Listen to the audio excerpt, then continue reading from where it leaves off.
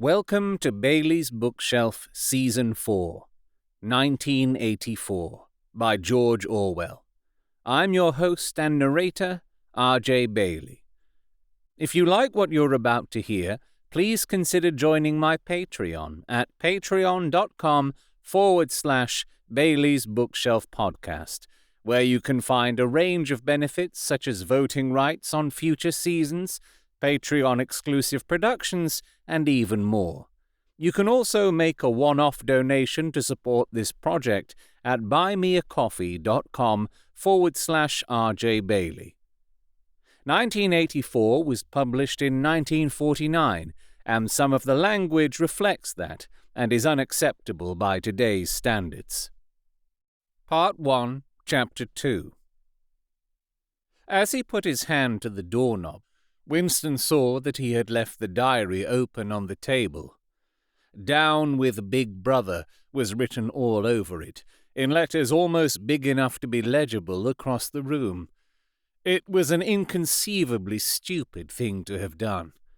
But, he realized, even in his panic, he had not wanted to smudge the creamy paper by shutting the book while the ink was wet. He drew in his breath and opened the door. Instantly, a warm wave of relief flowed through him. A colourless, crushed-looking woman with wispy hair and a lined face was standing outside. "Oh, comrade," she began, in a dreary, whining sort of voice. "I thought I heard you come in. Do you think you could come across and have a look at our kitchen sink? It's got blocked up and—" It was Mrs. Parsons, the wife of a neighbour on the same floor. Mrs. was a word somewhat discountenanced by the party. You were supposed to call everyone comrade, but with some women one used it instinctively. She was a woman of about 30, but looking much older. One had the impression that there was dust in the creases of her face. Winston followed her down the passage. These amateur repair jobs were an almost daily irritation. Victory mansions were old flats, built in 1930 or thereabouts, and were falling to pieces. The plaster flaked constantly from ceilings and walls. The pipes burst in every hard frost. The roof leaked whenever there was snow. The heating was usually running at half steam when it was not closed down altogether from motives of economy. Repairs, except what you could do for yourself, had to be sanctioned by remote committees, which were liable to hold up even the mending of a window pane for 2 years. "Of course, it's only because Tom isn't home," said Mrs. Parsons vaguely. The Parsons flat was bigger than Winston's, and dingy in a different way. Everything had a battered, trampled-on look, as though the place had just been visited by some large, violent animal. Games impedimenta, hockey sticks, boxing gloves, a burst football, a pair of sweaty shorts turned inside out, lay all over the floor, and on the table there was a litter of dirty dishes and dog-eared exercise books. On the walls were scarlet banners of the Youth League and the Spies, and a full-sized poster of Big Brother. There was the usual boiled cabbage smell, common to the whole building, but it was shot through by a sharper reek of sweat, which, one knew this at the first sniff, though it was hard to say how, was the sweat of some person not present at the moment. In another room, someone with a comb and a piece of toilet paper was trying to keep tune with the military music which was still issuing from the telescreen. "It's the children," said Mrs. Parsons, casting a half-apprehensive glance at the door. "They haven't been out today, and, of course—" She had a habit of breaking off her sentences in the middle. The kitchen sink was full nearly to the brim with filthy greenish water, which smelt worse than ever of cabbage. Winston knelt down and examined the angle joint of the pipe. He hated using his hands, and he hated bending down, which was always liable to start him coughing. Mrs. Parsons looked on helplessly. "Of course, if Tom was home, he'd put it right in a moment," she said. "He loves anything like that. He's ever so good with his hands, Tom is." Parsons was Winston's fellow employee at the Ministry of Truth. He was a fattish but active man of paralyzing stupidity, a mass of imbecile enthusiasms, one of those completely unquestioning, devoted drudges, on whom, more even than on the thought police, the stability of the party depended. At 35, he had just been unwillingly evicted from the Youth League, and before graduating into the Youth League, he had managed to stay on in the Spies for a year beyond the statutory age. At the ministry, he was employed in some subordinate post, for which intelligence was not required. But on the other hand, he was a leading figure on the sports committee and all the other committees engaged in organizing community hikes, spontaneous demonstrations, savings campaigns, and voluntary activities generally. He would inform you with quiet pride, between whiffs of his pipe, that he had put in an appearance at the community centre every evening for the past 4 years. An overpowering smell of sweat, a sort of unconscious testimony to the strenuousness of his life, followed him about wherever he went, and even remained behind him after he had gone. "Have you got a spanner?" said Winston, fiddling with the nut on the angle joint. "A spanner?" said Mrs. Parsons, immediately becoming invertebrate. "I don't know, I'm sure. Perhaps the children—" There was a trampling of boots and another blast on the comb as the children charged into the living room. Mrs. Parsons brought the spanner. Winston let out the water and disgustedly removed the clot of human hair that had blocked up the pipe. He cleaned his fingers as best he could in the cold water from the tap and went back into the other room. "Up with your hands!" yelled a savage voice.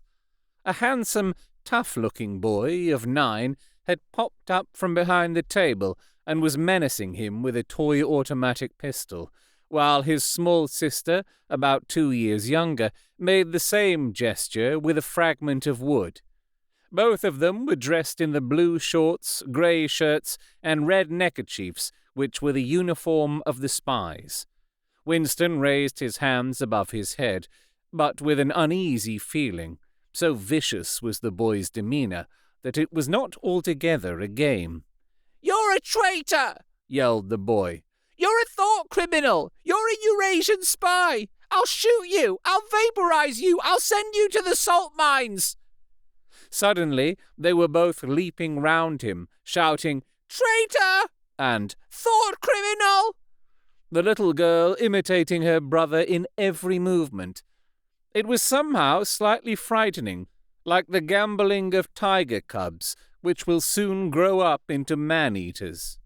There was a sort of calculating ferocity in the boy's eye, a quite evident desire to hit or kick Winston, and a consciousness of being very nearly big enough to do so. It was a good job it was not a real pistol he was holding, Winston thought. Mrs. Parsons' eyes flitted nervously from Winston to the children and back again. In the better light of the living room, he noticed with interest that there actually was dust in the creases of her face. "They do get so noisy," she said. "They're disappointed because they couldn't go to see the hanging. That's what it is.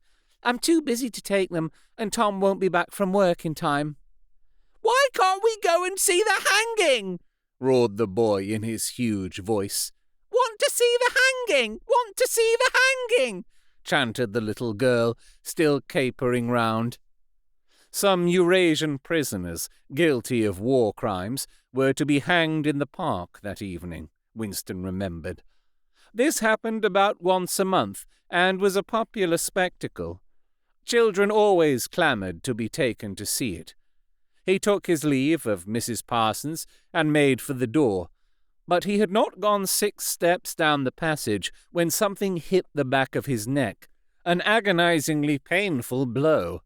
It was as though a red-hot wire had been jabbed into him. He spun round just in time to see Mrs. Parsons dragging her son back into the doorway while the boy pocketed a catapult. "Goldstein!" bellowed the boy as the door closed on him. But what most struck Winston was the look of helpless fright on the woman's greyish face. Back in the flat, he stepped quickly past the telescreen and sat down at the table again, still rubbing his neck. The music from the telescreen had stopped. Instead, a clipped military voice was reading out, with a sort of brutal relish, a description of the armaments of the new floating fortress which had just been anchored between Iceland and the Faroe Isles. With those children, he thought, that wretched woman must lead a life of terror. Another year, 2 years, and they would be watching her night and day for symptoms of unorthodoxy. Nearly all children nowadays were horrible. What was worst of all was that by means of such organizations as the Spies, they were systematically turned into ungovernable little savages, and yet this produced in them no tendency whatever to rebel against the discipline of the party. On the contrary, they adored the party and everything connected with it. The songs, the processions, the banners, the hiking, the drilling with dummy rifles, the yelling of slogans, the worship of Big Brother. It was all a sort of glorious game to them. All their ferocity was turned outwards against the enemies of the state, against foreigners, traitors, saboteurs, thought criminals. It was almost normal for people over 30 to be frightened of their own children, and with good reason, for hardly a week passed in which the Times did not carry a paragraph describing how some eavesdropping little sneak, child hero was the phrase generally used, had overheard some compromising remark and denounced his parents to the thought police. The sting of the catapult bullet had worn off. He picked up his pen half-heartedly, wondering whether he could find something more to write in the diary. Suddenly, he began thinking of O'Brien again. Years ago, how long was it? 7 years, it must be. He had dreamed that he was walking through a pitch-dark room, and someone sitting to one side of him had said as he passed, "We shall meet in the place where there is no darkness." It was said very quietly, almost casually, a statement, not a command. He had walked on without pausing. What was curious was that at the time, in the dream, the words had not made much impression on him. It was only later, and by degrees, that they had seemed to take on significance. He could not now remember whether it was before or after having the dream that he had seen O'Brien for the first time. Nor could he remember when he had first identified the voice as O'Brien's. But at any rate, the identification existed. It was O'Brien who had spoken to him out of the dark. Winston had never been able to feel sure, even after this morning's flash of the eyes, it was still impossible to be sure, whether O'Brien was a friend or an enemy. Nor did it even seem to matter greatly. There was a link of understanding between them, more important than affection or partisanship. "We shall meet in the place where there is no darkness," he had said. Winston did not know what it meant, only that in some way or another it would come true. The voice from the telescreen paused. A trumpet call, clear and beautiful, floated into the stagnant air. The voice continued raspingly. "Attention! Your attention, please!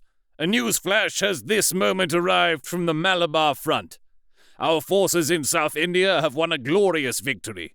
I am authorized to say that the action we are now reporting may well bring the war within measurable distance of its end. Here is the news flash." Bad news coming, thought Winston. And sure enough, following on a gory description of the annihilation of a Eurasian army, with stupendous figures of killed and prisoners, came the announcement that, as from next week, the chocolate ration would be reduced from 30 grams to 20. Winston belched again. The gin was wearing off, leaving a deflated feeling. The telescreen, perhaps to celebrate the victory, perhaps to drown the memory of the lost chocolate, crashed into Oceania, 'tis for thee. You were supposed to stand to attention. However, in his present position, he was invisible. Oceania, 'tis for thee gave way to lighter music. Winston walked over to the window, keeping his back to the telescreen. The day was still cold and clear. Somewhere far away, a rocket bomb exploded with a dull, reverberating roar. About 20 or 30 of them a week were falling on London at present. Down in the street, the wind flapped the torn poster to and fro, and the words Ingsoc fitfully appeared and vanished. Ingsoc, the sacred principles of Ingsoc, newspeak, doublethink, the mutability of the past. He felt as though he were wandering in the forests of the sea bottom, lost in a monstrous world where he himself was the monster. He was alone. The past was dead. The future was unimaginable. What certainty had he that a single human creature, now living, was on his side? And what way of knowing that the dominion of the party would not endure forever? Like an answer, the 3 slogans on the white face of the Ministry of Truth came back at him. War is peace. Freedom is slavery. Ignorance is strength. He took a 25-cent piece out of his pocket. There, too, in tiny clear lettering, the same slogans were inscribed, and on the other face of the coin, the head of Big Brother. Even from the coin, the eyes pursued you. On coins, on stamps, on the covers of books, on banners, on posters, and on the wrapping of a cigarette packet. Everywhere. Always the eyes watching you, and the voice enveloping you. Asleep or awake, working or eating, indoors or out of doors, in the bath or in bed. No escape. Nothing was your own except the few cubic centimeters inside your skull. The sun had shifted round, and the myriad windows of the Ministry of Truth, with the light no longer shining on them, looked grim as the loopholes of a fortress. His heart quailed before the enormous pyramidal shape. It was too strong. It could not be stormed. 1,000 rocket bombs would not batter it down. He wondered again for whom he was writing the diary. For the future? For the past? For an age that might be imaginary? And in front of him there lay not death, but annihilation. The diary would be reduced to ashes, and himself to vapor. Only the thought police would read what he had written before they wiped it out of existence and out of memory.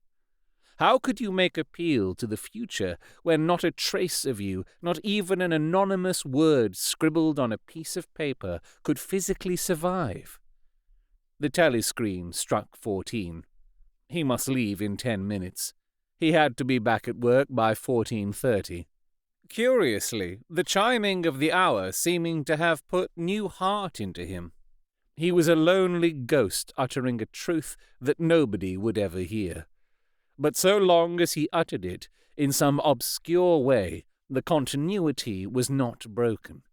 It was not by making yourself heard, but by staying sane that you carried on the human heritage. He went back to the table, dipped his pen, and wrote, "To the future or to the past, to a time when thought is free, when men are different from one another and do not live alone, to a time when truth exists and what is done cannot be undone. From the age of uniformity, from the age of solitude, from the age of Big Brother, from the age of doublethink, greetings." He was already dead, he reflected. It seemed to him that it was only now, when he had begun to be able to formulate his thoughts, that he had taken the decisive step.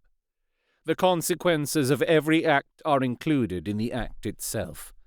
He wrote, "Thought crime does not entail death. thought crime is death. Now that he had recognized himself as a dead man, it became important to stay alive as long as possible.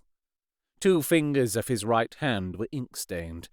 It was exactly the kind of detail that might betray you. Some nosing zealot in the ministry, a woman probably, someone like the little sandy-haired woman or the dark-haired girl from the fiction department, might start wondering why he had been writing during the lunch interval, why he had used an old-fashioned pen, what he had been writing, and then drop a hint in the appropriate quarter. He went to the bathroom and carefully scrubbed the ink away with the gritty, dark brown soap which rasped your skin like sandpaper and was therefore well adapted for this purpose. He put the diary away in the drawer. It was quite useless to think of hiding it, but he could, at least, make sure whether or not its existence had been discovered. A hair laid across the page ends was too obvious. With the tip of his finger, he picked up an identifiable grain of whitish dust and deposited it on the corner of the cover, where it was bound to be shaken off if the book was moved. If you like what you heard, please consider joining my Patreon at patreon.com/Bailey's Bookshelf Podcast, where you can find a range of benefits such as voting rights on future seasons, Patreon-exclusive productions, and even more. You can also make a one-off donation to support this project at buymeacoffee.com/RJ Bailey. If you'd like to send correspondence to me to read and discuss during an episode, or you would like to talk to me about me narrating your own audiobook or other voiceover services, you can contact me on Blue Sky at RJ Bailey, via email at robertjbailey@gmail.com, my website contact form at rjbailey.com, or send me a carrier pigeon. All pigeons know who and where I am at all times. Simply whisper my name in their ear. This book is in the public domain, and this production is entirely created and distributed in accordance with local laws. This audio production, however, is copyright to RJ Bailey.